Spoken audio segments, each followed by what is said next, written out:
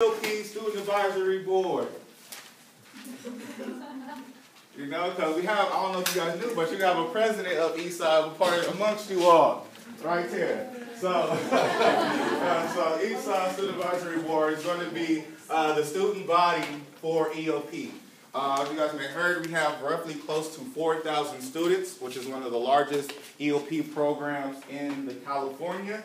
And so the student board, or the student body's job is going to be to get all the students together and collaborate more, and also to connect them better to staff and faculty on campus. So they put on a lot of events, do a lot of community service, a lot of fundraising, and things like that to bring all the 4,000 students closer together. And that's what Eastside is. Also, let me back up a little bit. For Guardian Scholars, they also have a GSOB, Guardian Scholars Student Advisory Board. And that's going to be, again, like Eastside, is just bringing all students together.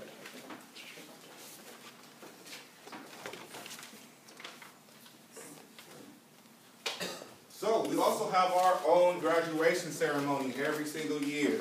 It usually takes place in Montezuma Hall.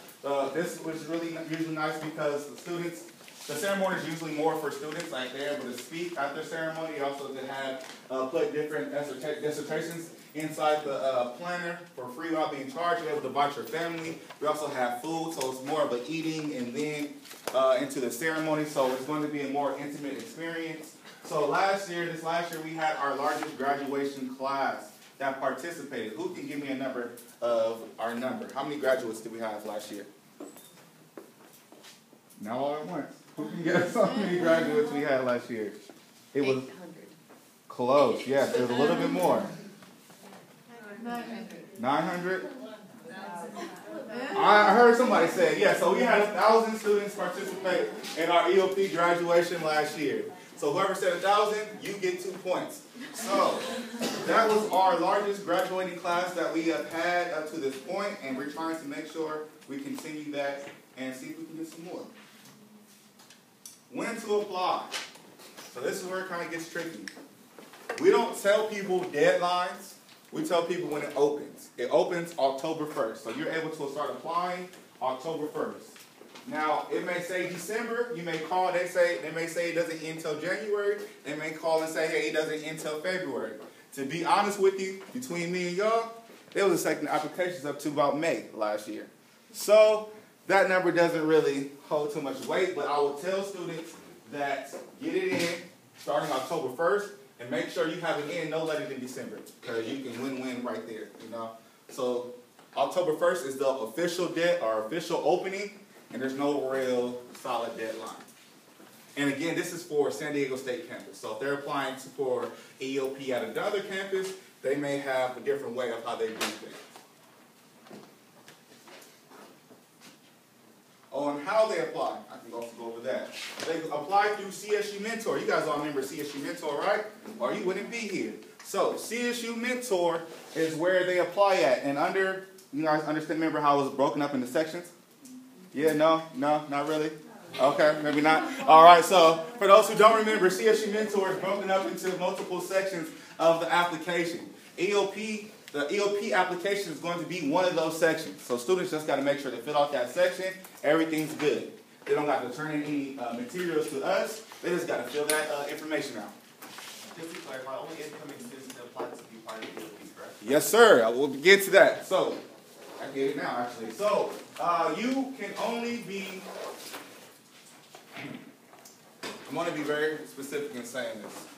So you can only apply to EOP when you are applying to a CSU for the first time. You can only apply to EOP when you're applying to a CSU for the first time. So coming out of high school, if you apply to CSU and you choose not to go, and you go to a community college, and then you come back, you will not be allowed to apply to EOP. Or if you apply to a CSU, you get accepted. After your first semester, you're like, man, I wish I could get involved in EOP. You will not be allowed to get in EOP, okay? But if you do not apply, if you're coming out of high school and you do not apply to a CSU and you go straight into a community college, and then after your community college, you will apply to the CSU, you are allowed to apply to EOP. Also, community colleges do have EOPS programs, so they can still get involved in EOP at the community college, what makes it even easier for them to transition over to when they come to a CSU. So it's only those students that are able to apply, so we try to let incoming freshmen know, or really prospective students know, be sure to apply your first time, because this is your only chance.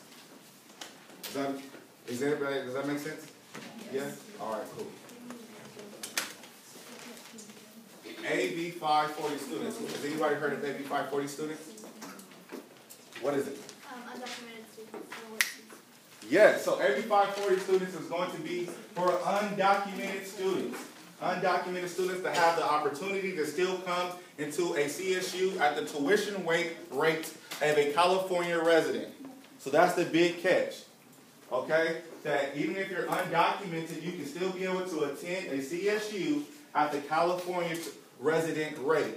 Now, they have some guidelines that you have to be able to follow to be considered AB 540, such as a minimum of 3 years at a high school, at a local high school.